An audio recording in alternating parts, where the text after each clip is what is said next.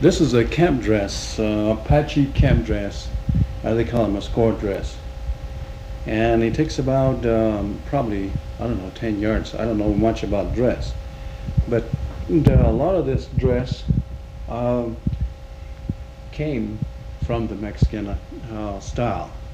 The sleeves are sharp now. This is today the modern Apache dress.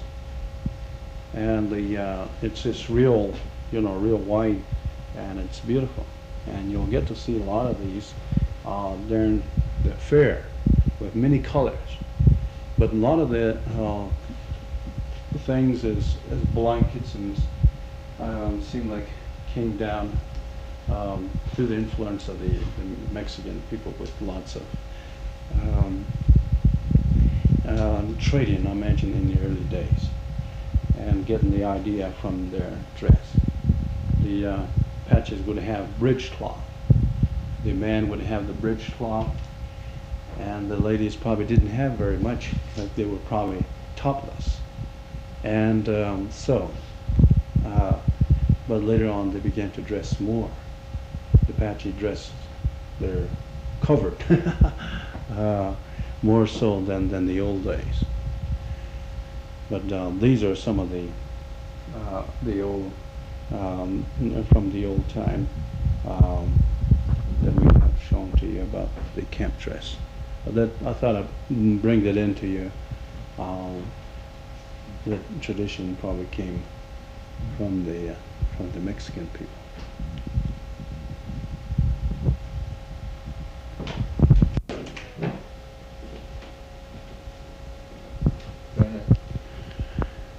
These are some of the old photographs of Fort Apache, and all the words are picked up here also. We have a lot of old, we pick up a lot of the artifacts and cure comb, oak combs, knife, and buckles, and all kinds of things, and even the top of the plume of the helmet. And this is also the fort. The old fort here. This building still remains here, but this is gone here. The pictures were taken about 1880s. And then here we have the cup that we found, and it also has the U.S. on it. And one time our soldiers drank out of this, and they just threw it away, I guess, or lost it. And then we had the buckles here, and then the buckles for the for many of the canteen, and then here the for the corral and stuff like that. And then we have the officers and all their wives taking picture in front of the master quarters building. The building is still here on the fort. And then we have hundreds and hundreds of horseshoes. And these are the original horseshoe from the soldiers that are bygone, left their tracks behind. And where are they now? But they're gone. But we have lots and lots of horseshoe. And then we have lots of kitchen utensils, fork, knives, and pots and pan where they have bakery, and lots of other things. Things that last would be the the brass. The brass seemed like it'll last for a long, long time, but all the others just rottens away.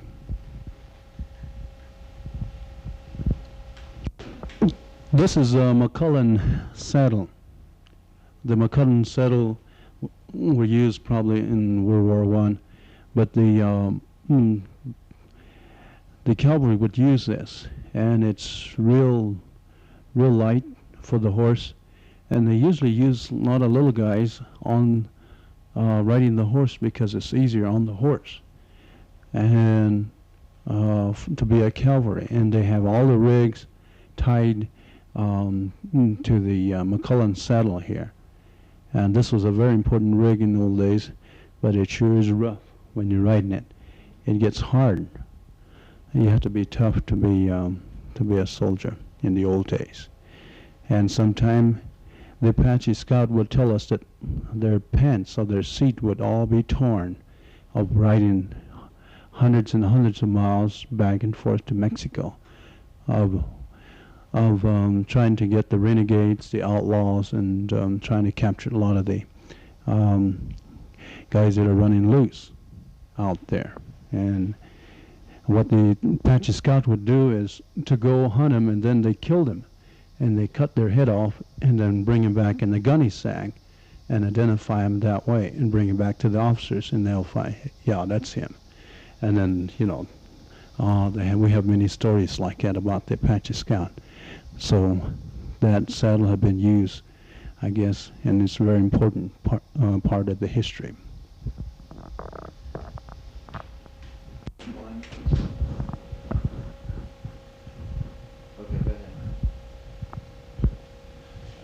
Here's a picture of Geronimo when he was an old man. The Apaches call him Goyantle. Goyantle means smart one in Apache. He lived a long life, and he was smart Apache, all right, because all the other villains are all killed, and he lived a long life. Here is one. Ready, go again. This is Geronimo when he was an old man. The Apache called him Goyantle. Goyantle means a smart one. He must have been a smart man because he lived to be an old man.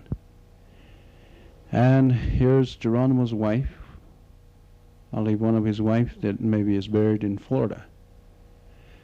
And then here's one of the chiefs, Benito, and here's his picture again, Benito, an older man. And then here's one of the medicine men here at the White Mountain. And then here's a young man. We respect him because he's our chief, White Mountain Apache chief.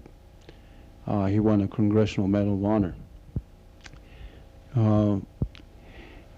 And it was given to him, and so we honor him very highly. He's buried about 10 miles from here, and the high school is named after him. A lot of places,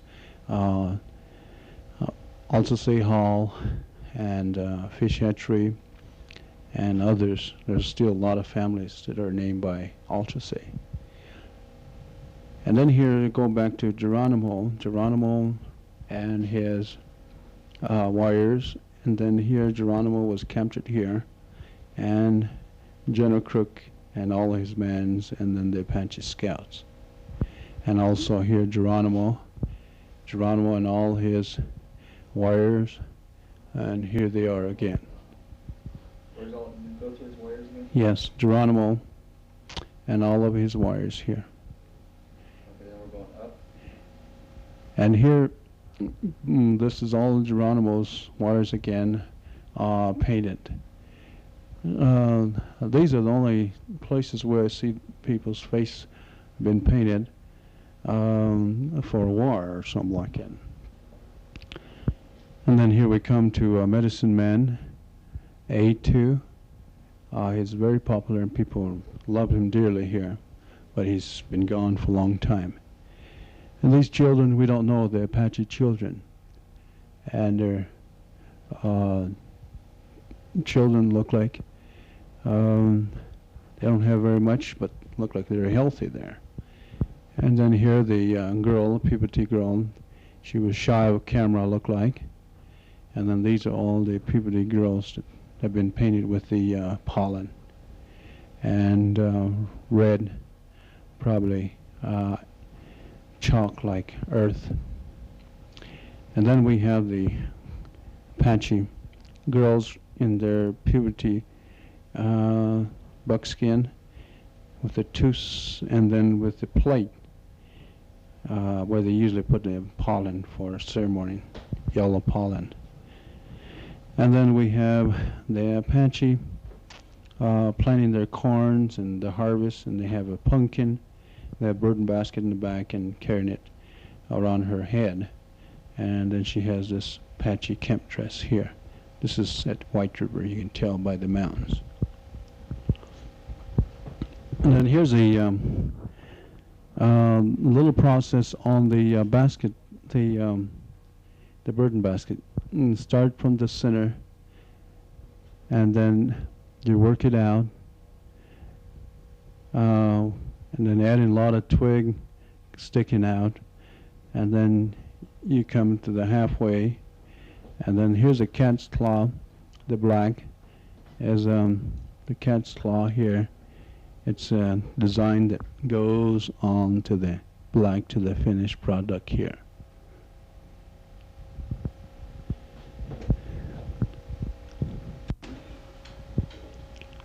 Okay. These are some of our old Apache leaders, old people that they come together for making decisions and working with the superintendent of the government. And then this is all at White River. And this is how they dress in the early 1900s. And here's one of my grandfather here. Most of these men were Apache Scout one time or another. And all of these men are gone now. They're all gone. And then here they have they issue out ration, and they have beef cut up and give it to the Apaches. Apaches like the meat so much, and they ride their horses and maybe for miles, and on their horse, and the ladies ride their horses. And in the old days, mostly the fellows are slim because of running and walking and riding. Here's a puberty girl in the riches. Look like she has flowers inside the basket here. And then here's the Apache in a cradle board, and all of the other things that are the rituals and ceremonies of these.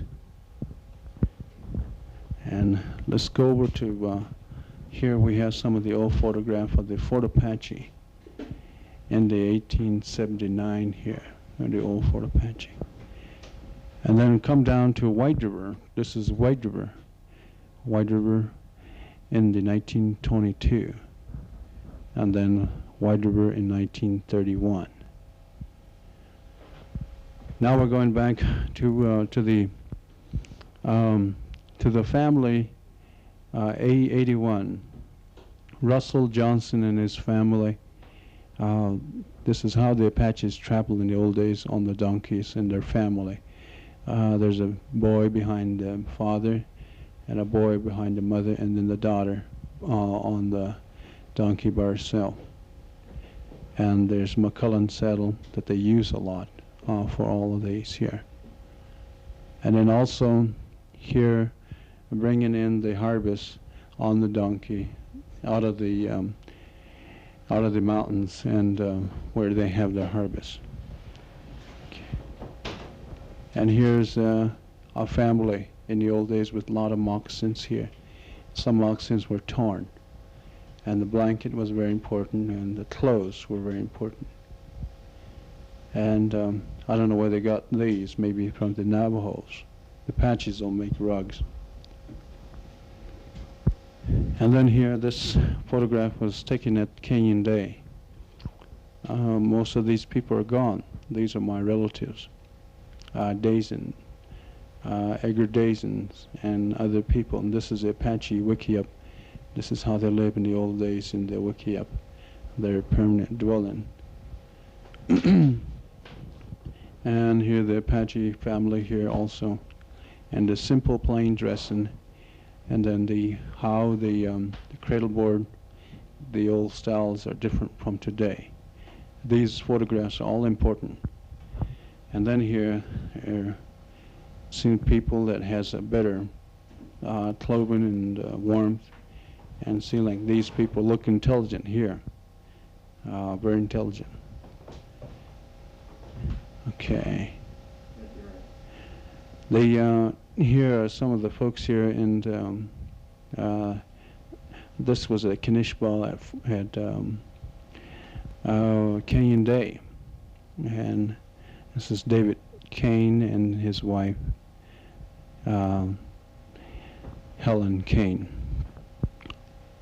And these are some of the people that have worked with the people there at the Kanishba, the prehistoric building there. And then coming up here we have the Apache in the old days, Chief Alchese here, and all the other Apaches that are with him. These are the scouts, the Indian scouts. And then here was an old man. Chief Alchese became an old man. He's still a nice looking old man. And then here, Chief Alchese and his wife, and the old Wickiup. The Wickiup has been abandoned because somebody had died in there, and they don't want to live in there, and it's taboo to go there and to pick up things from the from where it's been abandoned.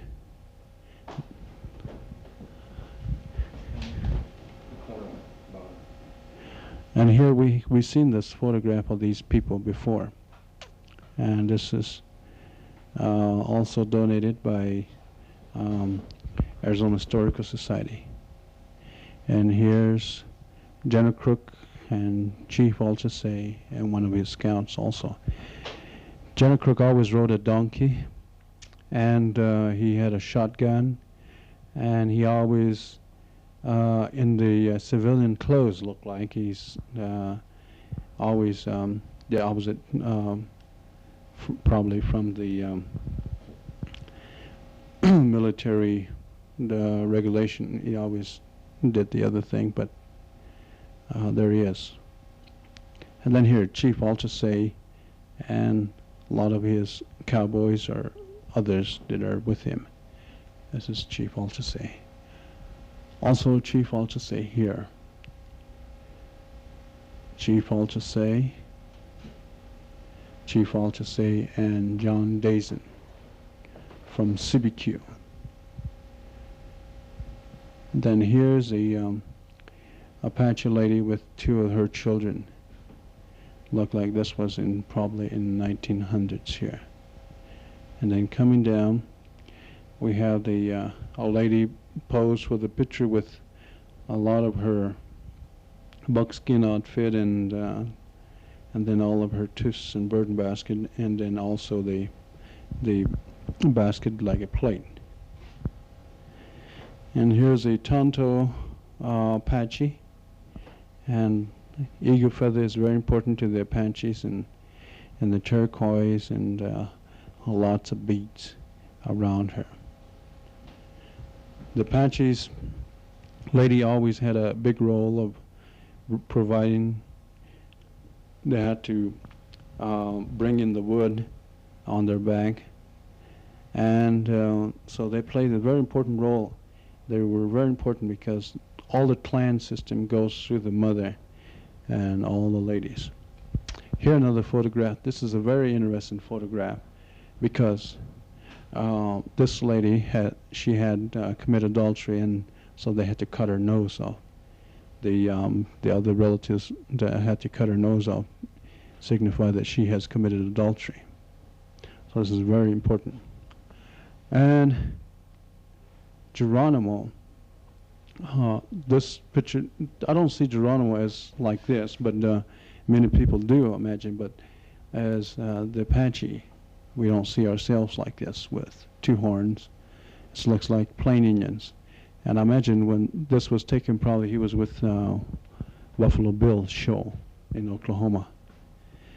And we have the kids always work with their donkeys and bring in water from the spring or from the river or lake.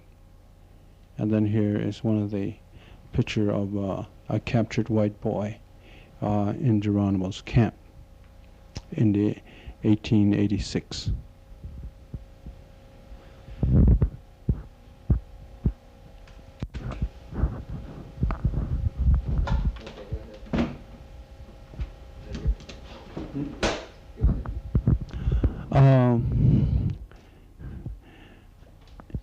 This as the puberty girl usually dressed in a buckskin.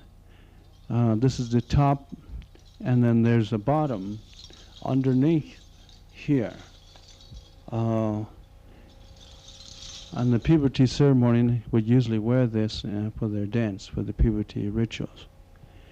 And all of these sounds is for dancing and the tinkling sounds, and I guess for decoration. And usually this is made out of deer hide. And deer hide is much whiter than that. And this is what they're going to have this tribal fair here at the White River. And they usually have beadwork on these. And it's pretty hard to make this, and it takes a long time to do it and have the patience. And working with leather, it's real hard. And I guess one of these would probably run for both set. The top and the bottom would run about $400. So it's very expensive now. But in the old days, I imagine it wasn't that expensive. Yeah, the baskets. These baskets are made recently, just like the buckskin that has been made recently. The baskets, these are burden baskets that are still, Apaches are still making them recently, and they're still doing it, and they're still teaching each other. And some of these basket runs from $50 to $100 and $150.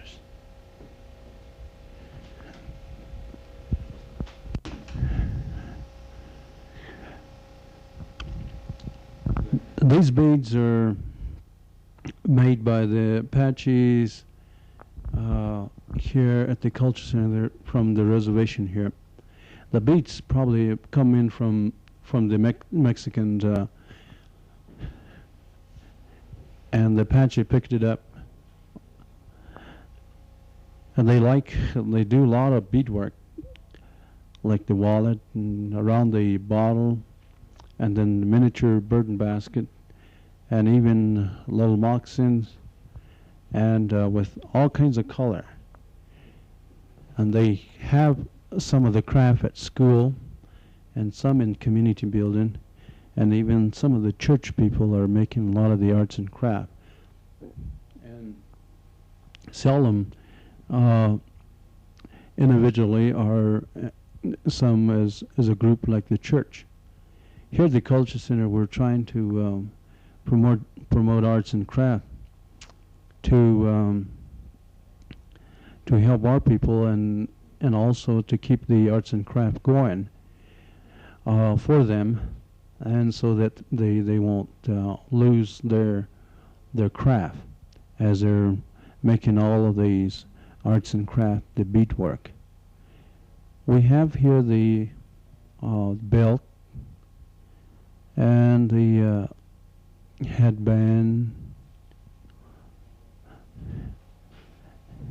barrettes, a T-necklace. Probably this is not my field, probably belongs to a lady. But the ladies always, they're very industrious, make a lot of things, a lot of beadwork. But however, some of the boys, they do some of these beadwork, and some of them don't omit it, but they do.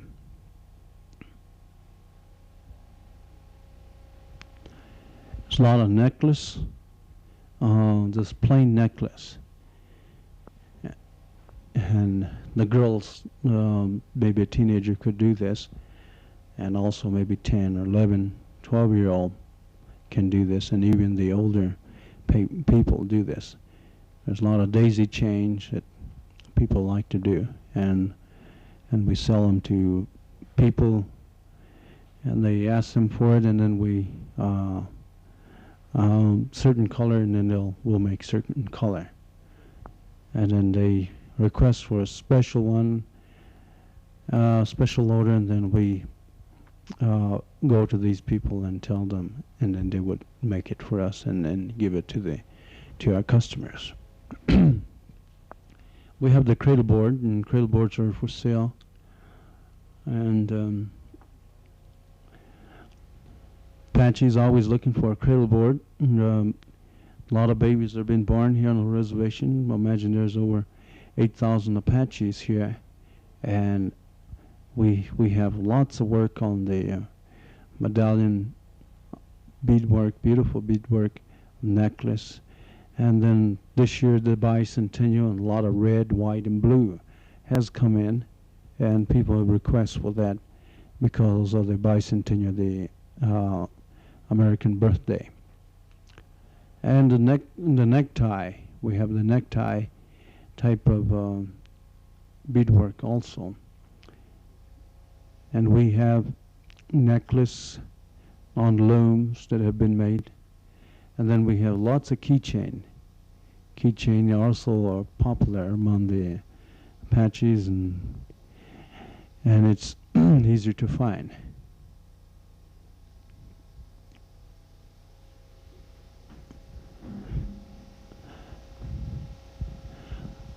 So from the necklace and all the way down to maybe earrings, the Apaches make all kinds of things with the beadwork. They even put beadwork on the cradle board, the Apache cradle board.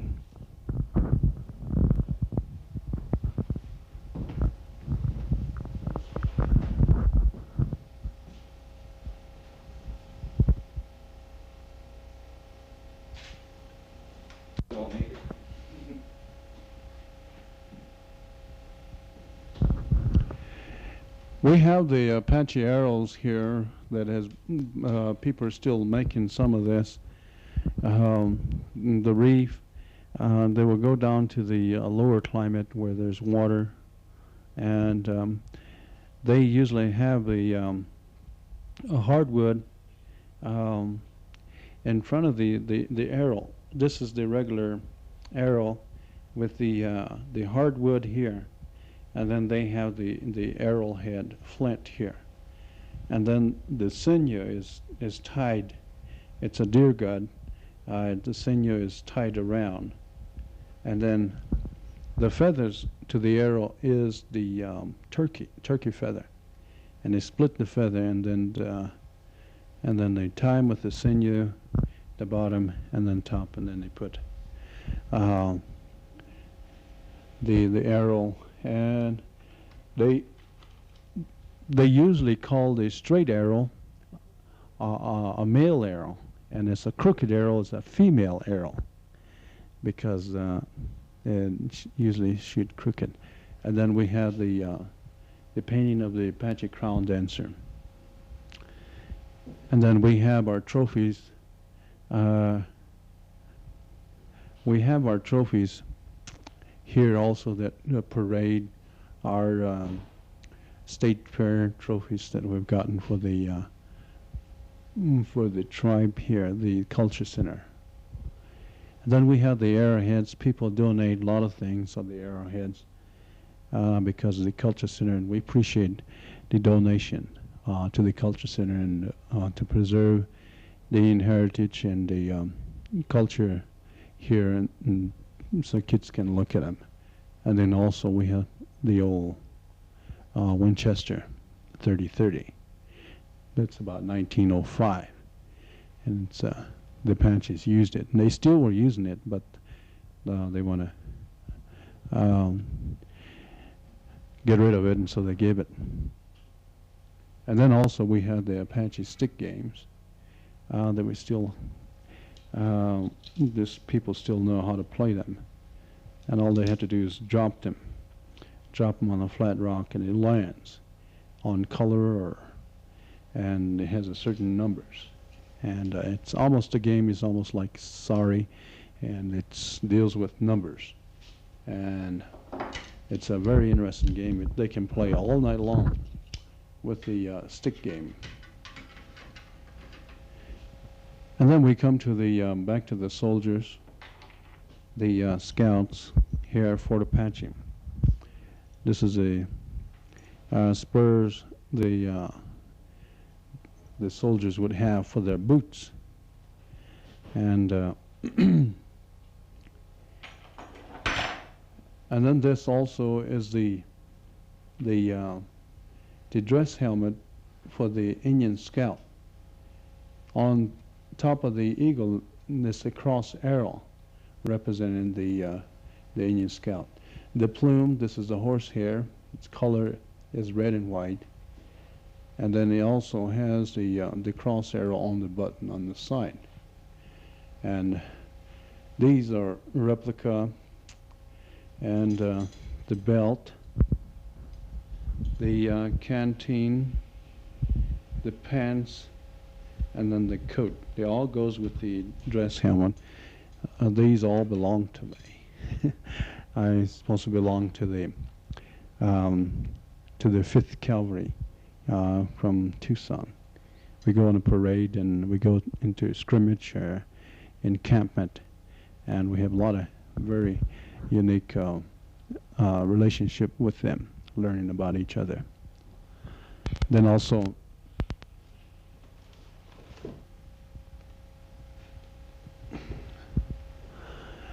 this is one of the last scout. This fellow is William Major. He's one of the last Apache scout. It'd be good if you interview him too.